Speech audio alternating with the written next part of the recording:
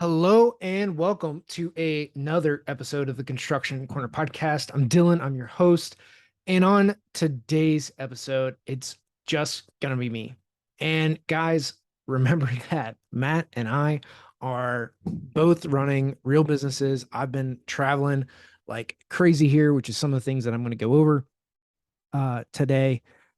Been at conferences the last few weeks, from marketing conference to Autodesk University, then seeing other clients, traveling. Like it's just been a crazy month, going and doing fun things with some friends, doing some fishing, going and seeing people.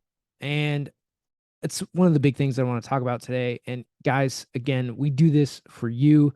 If there's anything that you want us to talk about or something that's on your mind that you've been concerned about, feel free to reach out to Matt or myself, and we'll be happy to cover it on the show, have a conversation, all that kind of good stuff with you guys. So, without further ado, I've written down a few things here today, and first, I want to cover travel. Um, some of you might travel a lot for business. You might be all over the country. You might just travel a ton locally. I know in one of the firms that I worked for, I traveled, a decent amount, even when I was just managing offices, um, or really a department, and then across two offices. And then we had um, two other offices that I needed to be at sometimes, right? I had people in two offices, and then I would go to the others on occasion. And this meant every week I was driving, 2 hours one way once a week to go to the other office. This didn't then include my trips to the other offices that I need to go to, which like one of which was on the north side of Chicago from Indy. So it's like a 5 hour drive with traffic. And I did that probably once a month for a while. So I know how kind of wearisome travel can be, and how much it can put a toll on a lot of you. I'm married now, but at the time, yeah, I was single and traveling was not like that big a deal, right? It was kind of fun. I enjoyed it. And now in the traveling that I get to do, a lot of it is on a plane. I still drive 2 hours to the airport. Um, then, wait around, get on a plane, and go across the country to wherever I'm needed. And while it's been fun, and like now I've made a list for Southwest, which really means that you get some priority and standby when flights get canceled, and some priority boarding. But other than that, it really just means that you travel a lot, you're away from home a ton, and you're in multiple time zones frequently. So for a lot of you guys out there, being and traveling and doing a lot of this it can wear on you. But the benefits of traveling and going and seeing people is that honestly, still a lot of people aren't willing to do it. A lot of people are not willing to get on that plane, to go meet people, to have those conversations, to do the things that really we did fairly regularly with people. Getting on a plane, going seeing clients, having conversations with people.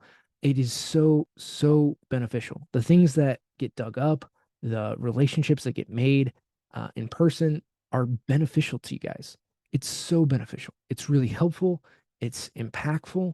And the things that you're going to pull out of those conversations, man, you'd never get in a phone call or Zoom meeting or anything else, right? Just by kind of being around, seeing things, going in, seeing what they're up to, how their workflows look like, what their site looks like.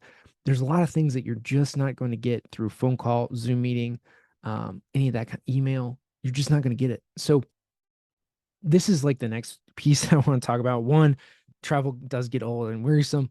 Um, I wouldn't trade it. I'm doing what I need to do to get things done, and that's a big part of it. And a lot of you can probably relate. And it's just the phase that you're in that, getting on an airplane is part of what you do. Get in the car and driving is what you do, windshield time. And then it's just using it productively, right? It's not sitting at the bar at the airport, in every airport that you're in. It's, reading, it's going for a walk.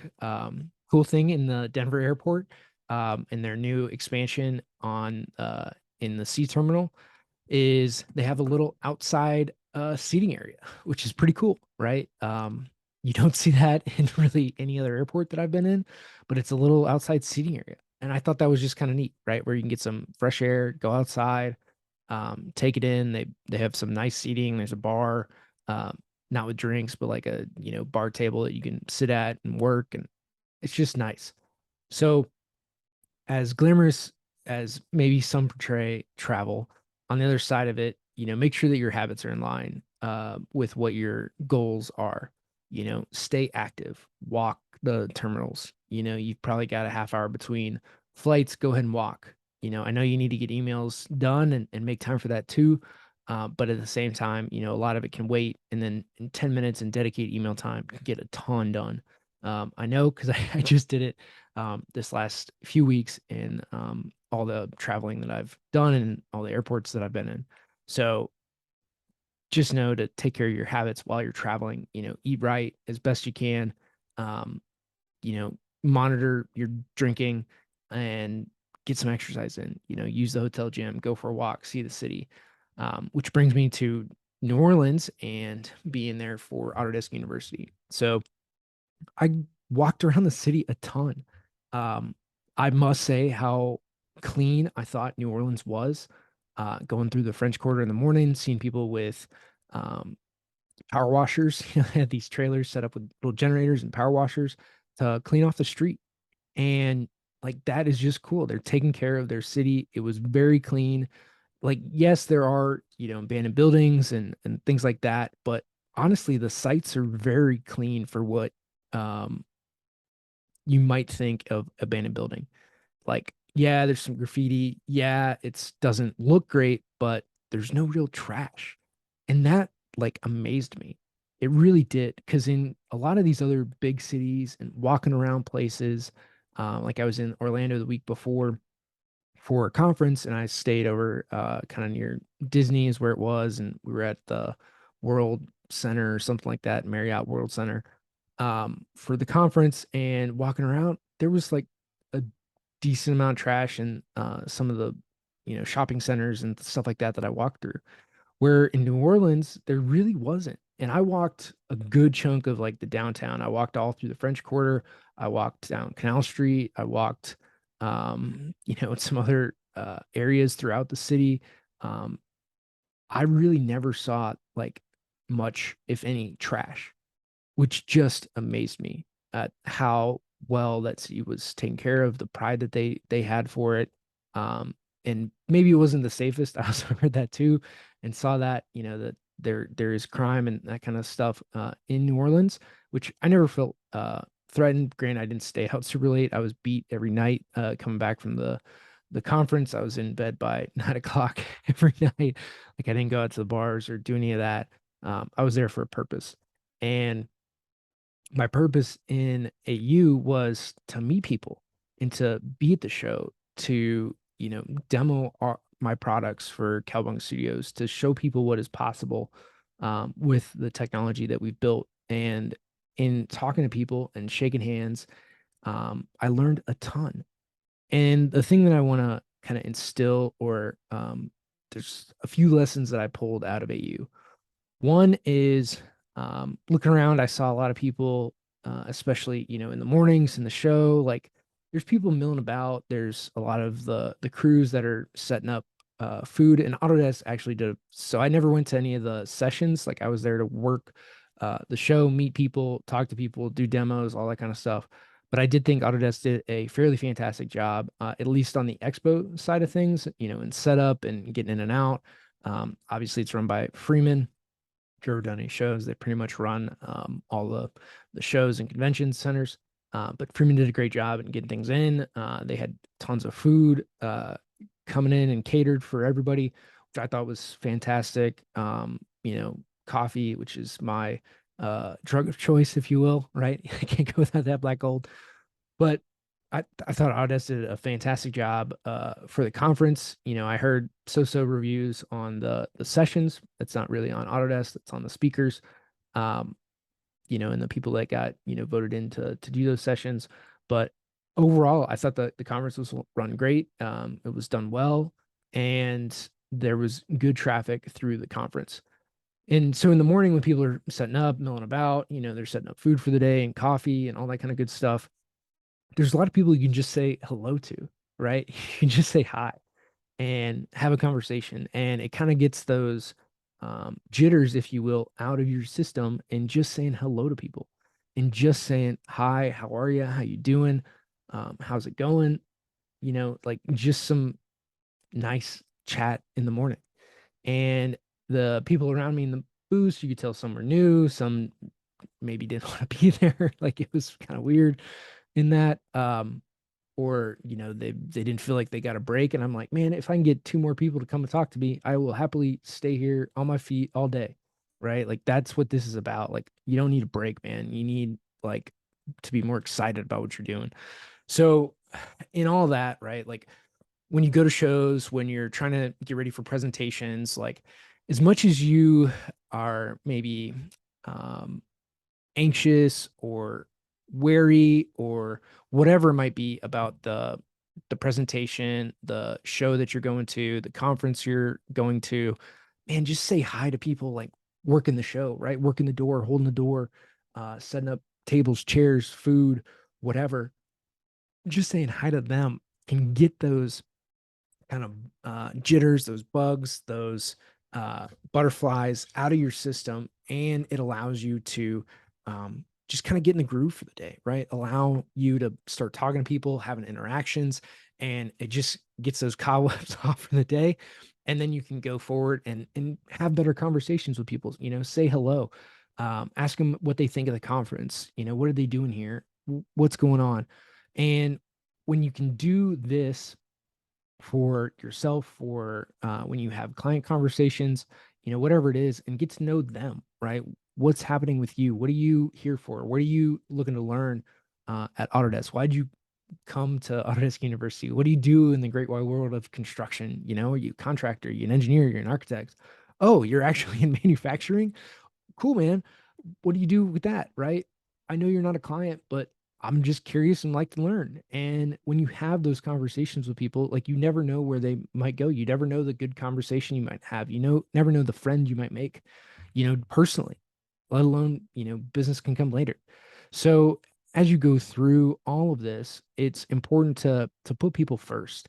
And more than anything, that's what I learned over the last couple of weeks and going to conferences and seeing people. There are 10,000 people at AU.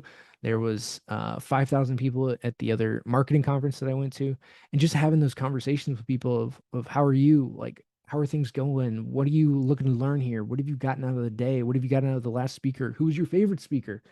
Those are simple questions that have nothing to do with you, and it's all about them.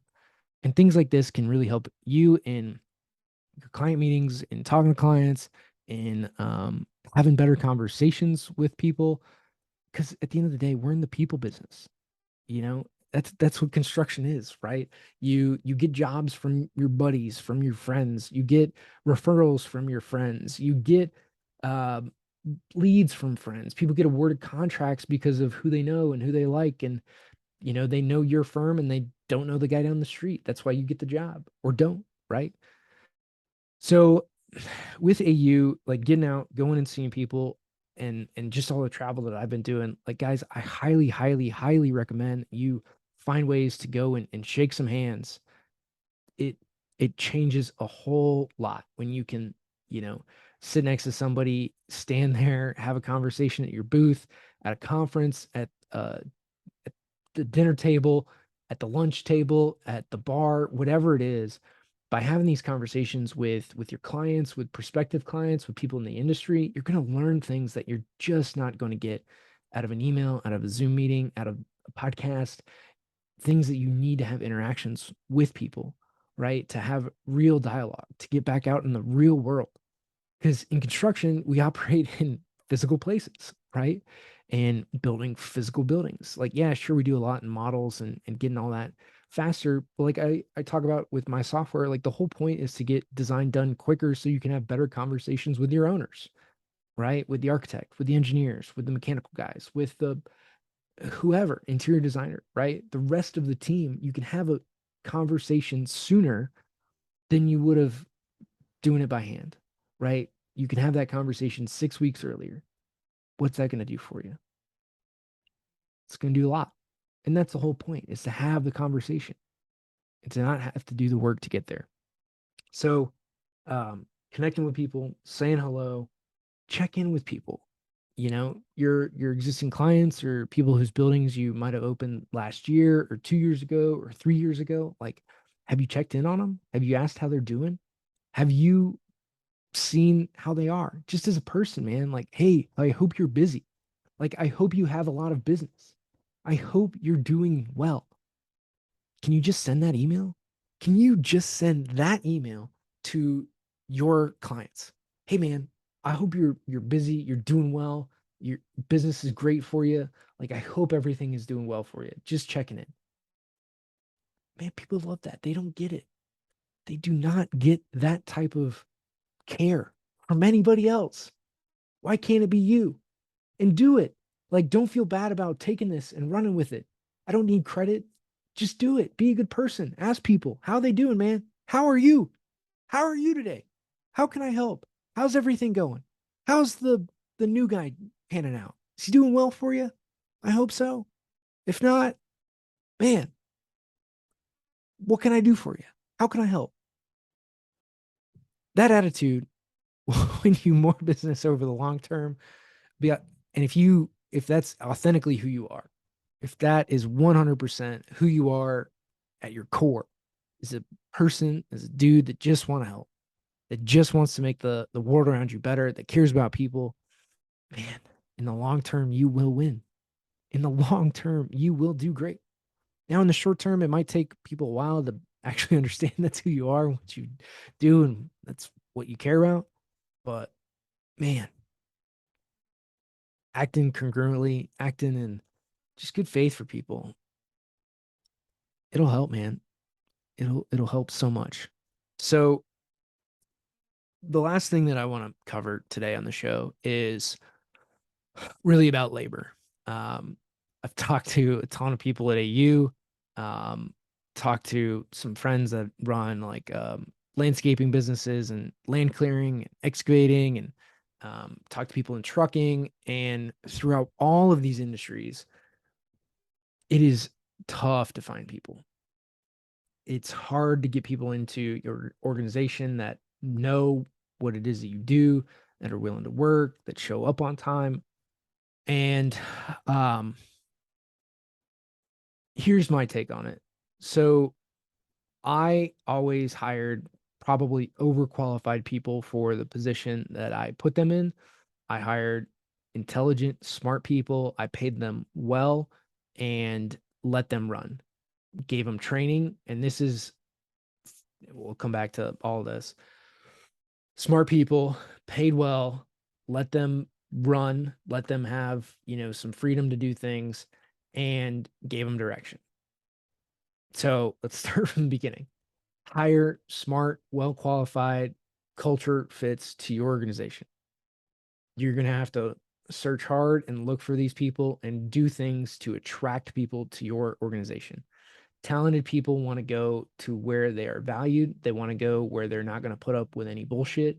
They want to go where there's not going to be a bunch of politics that stand in their way getting things done. They want to do things. They want to win. They want to kick ass. They want to take names, and they are willing to work hard. So let's be clear on that. If you're going to put roadblocks, be a micromanager, um, you're in a political organization where things just can't get done, don't hire those people. Just flat do not hire those people. They will be frustrated. You will make more enemies than you will friends, and you will have a bad name throughout the industry. The people that you should hire, if you're political, if you get in the way of people, if you're not very conducive to getting things done, you don't like change, you don't want to put any improvements down through your organization, are C students, dudes who don't really care. They're not going to put forth any effort.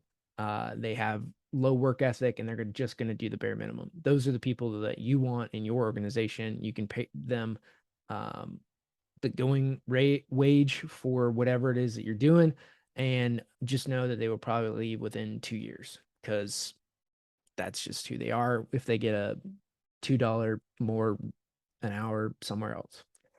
That's the nature of it.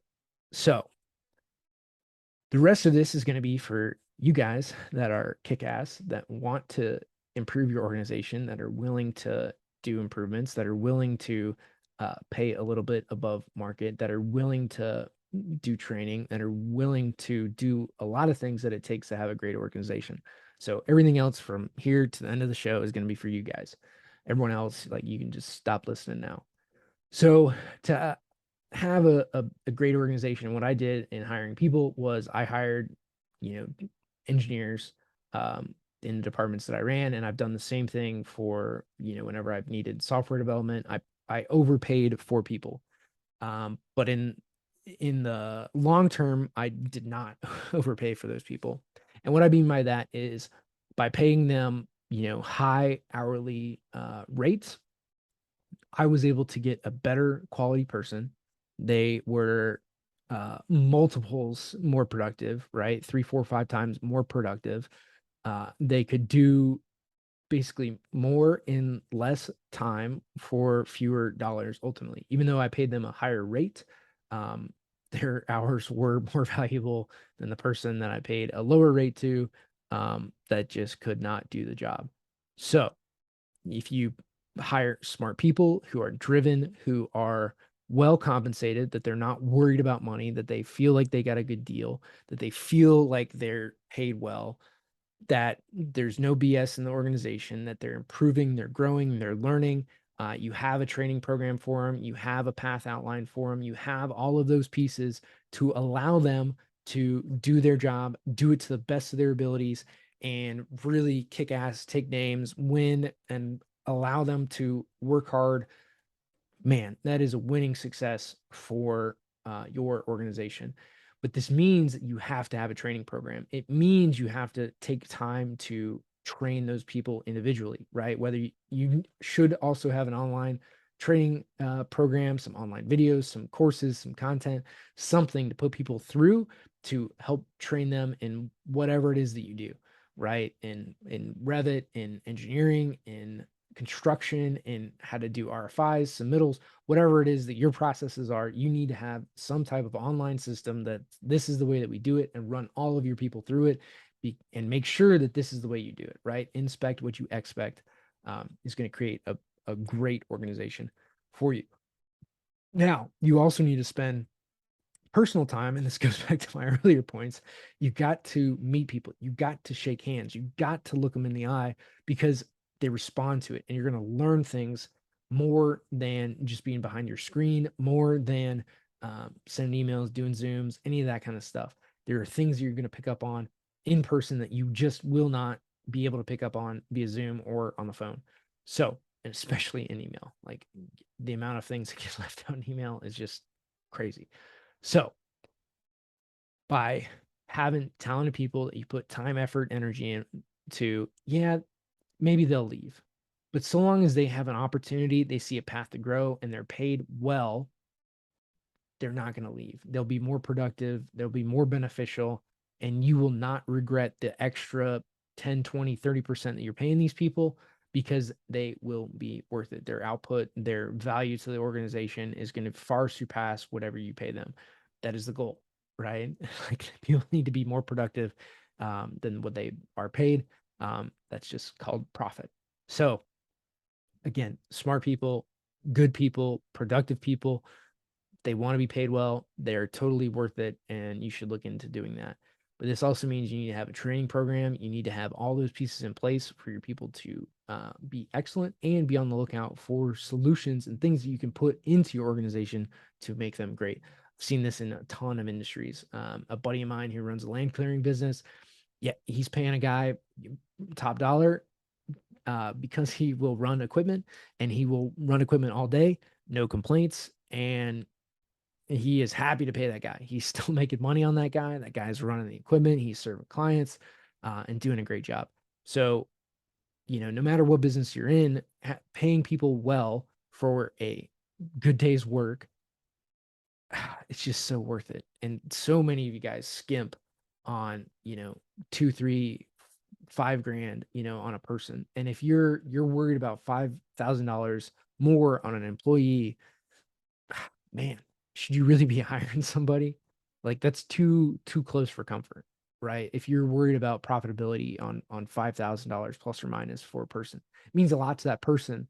for that extra money. And if it's so close for you that you can't pull the trigger on that, man, you got to relook at your finances and see if you really need that person, or if there's something else you can do to improve your efficiencies, um, to allow you to be more profitable, to then bring on that person, and allow you to operate from a more comfortable place financially.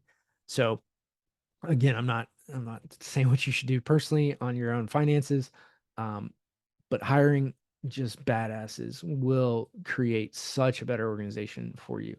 I've seen it in every organization I've worked in. I've seen it in the people that I hire. I've seen it in the people that I fired. When you're bad, you're bad, and it is corrosive and just not productive. So, and the sooner you get rid of those people, the better. But at the end of the day, guys, here it is. Travel, see people, meet people, shake some hands, learn some stuff. Take care of yourself when you're doing that, right? Don't go hog wild, because you need to come back. You need to be productive, and you need to keep that momentum up, right? There's nothing like being hungover most nights of the week, that just kills your productivity. So don't do that.